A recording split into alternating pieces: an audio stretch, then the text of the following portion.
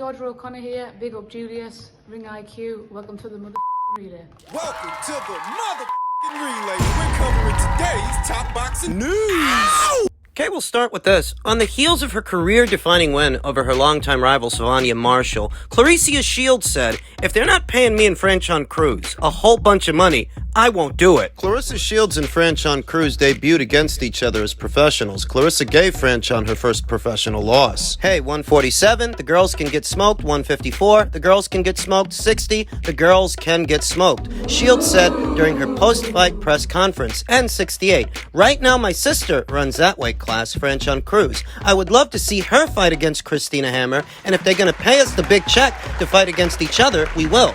But if they're not paying a whole bunch of money for me and Franchon Crews to fight against each other, I don't think I'm going to do it. It seems more likely that Shields will remain at 160 for her next boxing match or move down in weight for her next challenge. She is also contracted to continue competing for the PFL, a mixed martial arts organization which has featured Shields in 2 MMA matches. Not surprised that Claressa's not too crazy about facing her buddy Franchon. I don't know if that fondness for each other has always been there, but they do seem to have formed a friendship over the years, the subsequent years following their initial meeting in their professional debuts. I ain't going to 175 till about another year or two, cause them girls are big, laughing, Shields said, and we got to build some power and some muscle for them. I got all the skills in the world, but I'm a logical fighter and I got a lot of strength and everything. But going to 175 will be about a year or two away. The high-profile fight between Shields, 27, and Marshall, 31, helped pack the O2 Arena to its capacity,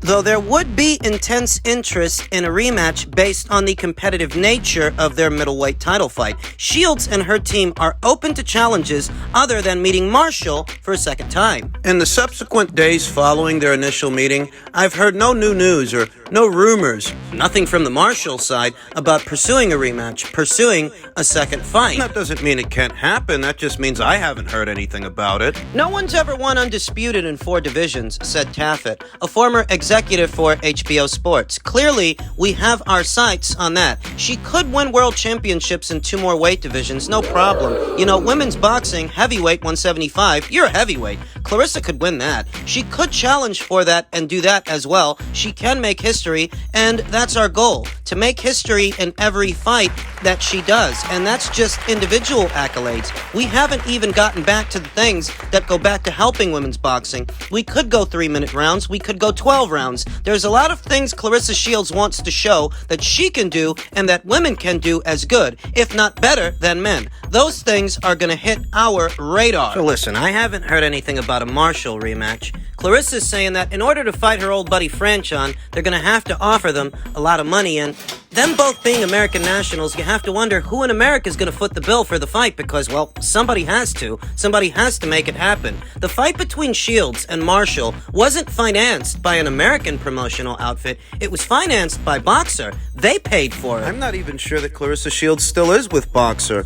And Franchon Crews' promotional situation, that's a bit murky as well. If what you're saying is that you're not going to fight Franchon unless somebody puts up a lot of money, I don't think Sky Sports and Boxer are going to do that for 2 American nationals. Not for a main event, anyway. They did it for Mayer versus Baumgartner, but Mayer versus Baumgartner was the co-main event to the main event. Now, I don't know that Boxer would foot the bill for a Shields versus Franchon Crews fight. Rematch, really, I don't know that they would do that. One would expect that an American promoter would be the one to do that, them both being Americans, but then the question becomes, who in America is going to pay for that? Because Claressa's not with Top Rank. And neither is Franchon. I'm not even sure that Franchon is still with Matchroom. She might be. News broke ahead of her fight with Aline Cedar-Ruz that she signed a deal with them, but what kind of deal? Was it a one-off deal or a multi-fight deal? I'm not expecting to see Shields versus Franchon Crews too, I'm not.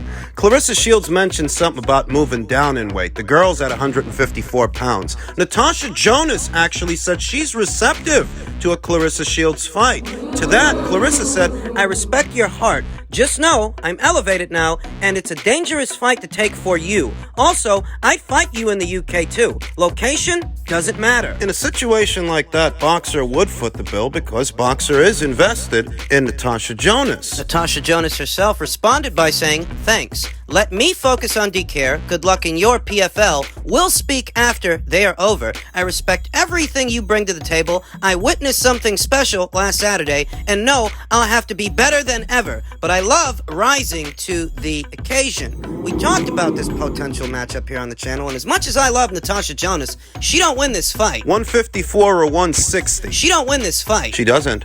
I'm sorry to say. Thankfully, there are more lucrative, sensible, and sensical options for Natasha than taking on Clarissa Shields. There is a Harper rematch. Yeah, we've talked about that, potentially taking on Terry or moving down in weight and taking on the winner of Kamara versus Santana, which is supposed to be for the WBA welterweight title. Newly vacated. Maybe meeting up in the middle with Michaela Mayer, who's on the bounce, on the rebound off that loss to Alicia Baumgartner. We've talked about what options were out there for Natasha Jonas, but for Clarissa, it is a little bit more murky because she has fought the who's who girls from 154, 160, and 168. She could always settle up with her old buddy, yet another domestic rival, Rockwell Miller, who's supposed to be in action on the undercard of Zapata versus Prograis. She could do that at some point next year. She can do that, but that's really not a money fight for Clarissa. You know, it doesn't have the same profile that the Savannah Marshall fight had. Unbeaten up-and-comer Jade Green, the same applies to her. Clarissa can fight her, but it won't be a high-profile fight. It won't be a money fight. And who's going to pay for it? What is Clarissa Shields' promotional situation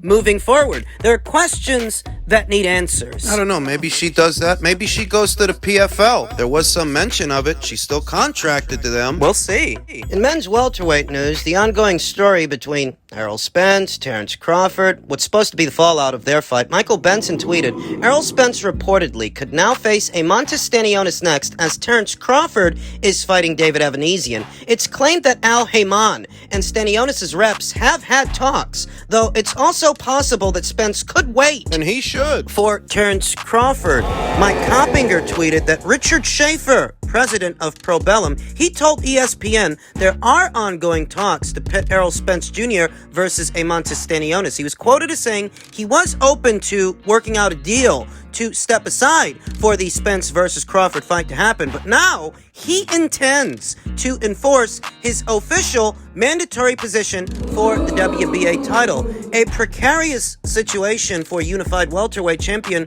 Errol Spence Jr. because Montes Stanionis... Not all mandatory challenges are created equal. Some mandatory challengers come in the form of an Alexander Vosdik by way of the WBC, and others, sometimes they're Carlos Ocampo guys by way of the IBF. And Montes Stanionis, he is a young, formidable fighter, unbeaten, a potential banana skin. This ain't Carlos Ocampo. There's widespread speculation that if Errol doesn't fight Terrence Crawford next, if he doesn't wait, if he decides to move on without him, he might go into a Keith Thurman fight. Some people think so. But what these reports indicate is that there have been preliminary conversations for a Spence versus Stanionis fight, and it's only right. The only reason Errol even got the chance to fight for Ugas's WBA title is because Montes Stanionis agreed to step aside. My honest opinion, the Keith Thurman fight would be a more high-profile fight with less risks involved because Keith Thurman is a quasi-retired fighter. Whereas Montes Stanionis, he's a high-risk, low-reward kind of guy, sporting a professional record of 14 wins, no losses and no draws, 9 knockouts, a balanced fighter. There's a striking resemblance to Saitama, the one-punch man. One punch on that eye, and Errol Spence might suffer a detached retina. That's the situation. And Montes Stanionis, God bless him, he's not as well known as Keith Thurman. Not that Keith Thurman is a household name, he isn't.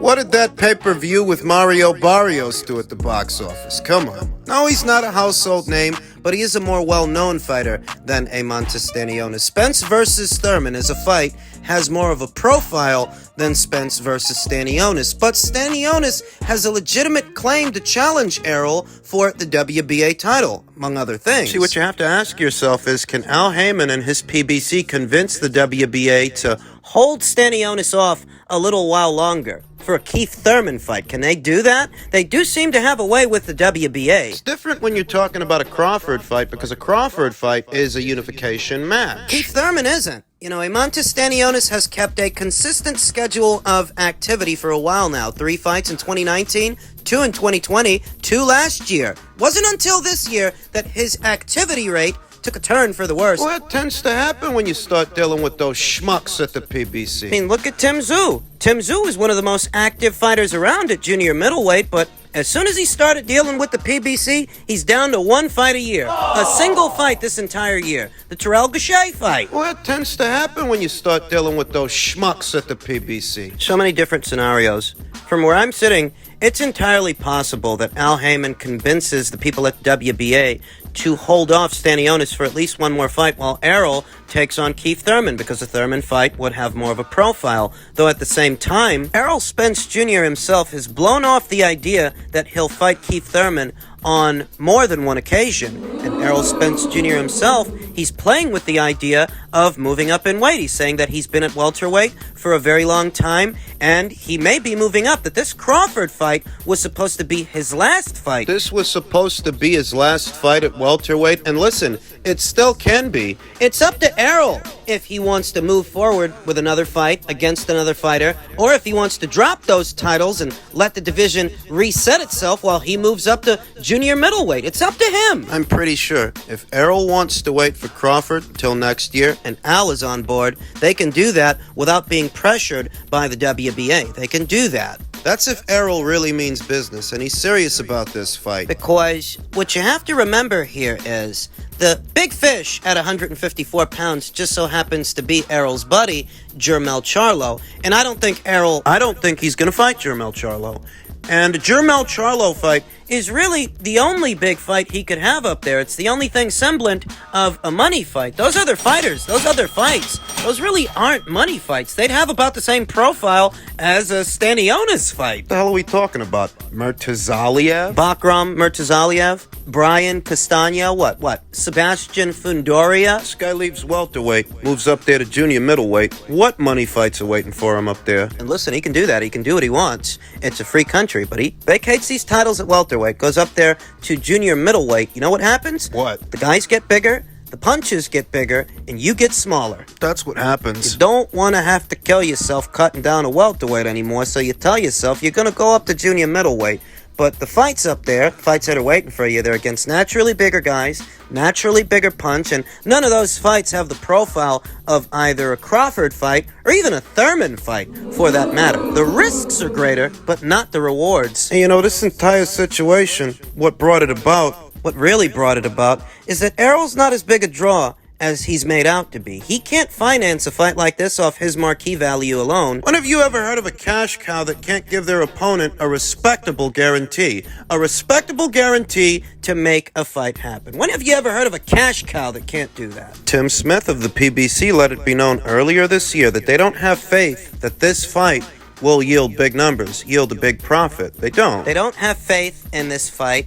They don't have the money to finance it. I mean, it's either they don't have the money to finance it or they don't want to risk it. They don't want to spend it. That's why we're really here. Because if you can make the numbers work, The fight gets done. But you've got a guy in Crawford, you don't even want to give him a guarantee. is that what you call making the numbers work? It really doesn't get said enough that the real reason this situation is playing out this way is either because the PBC ain't committed to doing this fight, and they never were, or because Errol just doesn't have enough marquee value of his own, in spite of calling himself the big fish at welterweight. He just doesn't have enough marquee value to bankroll this thing off his name alone, because he's not a real box office draw. He never was. Yeah, maybe he's the big fish amongst PBC fighters, but overall... The big fish in a small pond. Finally, in men's heavyweight news, bit of disappointing intel. Michael Benson tweeted, Anthony Joshua will not return this year. Eddie Hearn has confirmed. He said AJ's next fight will now take place very early in 2023, which is unfortunate. I was looking forward to seeing Anthony rebound off that loss to Alexander Usyk, and Pretty sure that old fish eyes Frank Warren is breathing a sigh of relief that Anthony won't be fighting the same month as Tyson Fury. he's having a hard enough time trying to convince people that they should purchase a three-peat between his prize stallion, Tyson Fury, and Tyson Fury's old buddy, Derek Chisora. He's having a hard enough time with that. And all of those mental gymnastics. Now, what could have dissuaded Anthony Joshua from returning so soon after his loss? Your guess is as good as mine. It could have been timing. You know, the month of December 17th, the proposed date of his return, that's cutting it a bit close to the... Too close to Christmas. People have got bills to pay and presents to buy. Perhaps it was a less than ideal time to return to action and try to do a big show, though I do hope to see Anthony be more active in the following year, because the last 3 years, his schedule of activity, one fight a year since 2020, one fight a year since the pandemic hit. It's hard to stay sharp on a schedule like that. There's too much space in between those fights. I guess the silver lining and the saving grace is that since Anthony's not a champion anymore, he's not under pressure from alphabet organizations and sanctioning bodies to constantly have to satisfy their mandatories while simultaneously trying to schedule mega matches and mega fights. He's free to do things on his own terms, on his own time. That's an advantage that he really needs to capitalize on next year. He should. He should be able to, and he shouldn't allow himself to become distracted with guys who want to use his name to sell their own fights. Guys like Deontay Wilder, who we all know is fighting Andy Ruiz next. Guys like Tyson Fury, who say there's no chance that a Joshua fight happens, but in all likelihood, he's going to keep bringing him up. He's going to keep using his name to get people's attention and try to sell his own fights. He's going to keep doing that. And neither Anthony Joshua or Eddie Hearn should allow themselves to become distracted with those who wish to capitalize off of Anthony Joshua's marquee value. He has a unique opportunity here to not just rebuild, but You know, sometimes I just feel like Eddie Hearn, he entertains too much of what's going on. He entertains a Shelley Finkel or a Tyson Fury. he entertains him when it's obvious to everyone outside looking in that all those guys want to do is coattail your fighter's name, coattail his success, use his marquee value to garner interest for their own fights, and waste your time. Anthony's 33 years old. That's not old for a heavyweight, you know. He's younger than Deontay Wilder, younger than Tyson Fury. You want to accuse me of having a little bit too much faith in this fighter? Maybe I do. Or maybe, losing to Usyk, it ain't the worst thing in the world, because Usyk seems to be a generational talent, a once-in-a-lifetime kind of fighter. And there's no shame in Anthony losing to a guy like that. Anthony's been fighting once a year for the last 2-3 years. And that needs to change. He needs to be busier this year. I would like to see him get out there at least three times next year. The more you fight, the sharper you are. That's how it works. Plenty of guys to go around. Right there at Matchroom, plenty of guys to go around that maybe aren't with Matchroom. He has infinite options, and he can make any number of titillating matches, interesting fights, while he continues to sharpen. He needs to march to the beat of his own drum and keep his own schedule. Don't let Tyson Fury distract you. That's what he wants. Oh, he's going to try to next year, believe you me. He's not going to stop mentioning Anthony. He lives rent-free in Tyson's mind. Tyson's focus should be Alexander Usyk and no one else. Shouldn't still be thinking about Anthony Joshua. Anthony's got to do things differently next year. And one thing he can do is get busy. Get busier. He might have lost 2 fights to Alexander Usyk, but guess what? Not everybody's Alexander Usyk.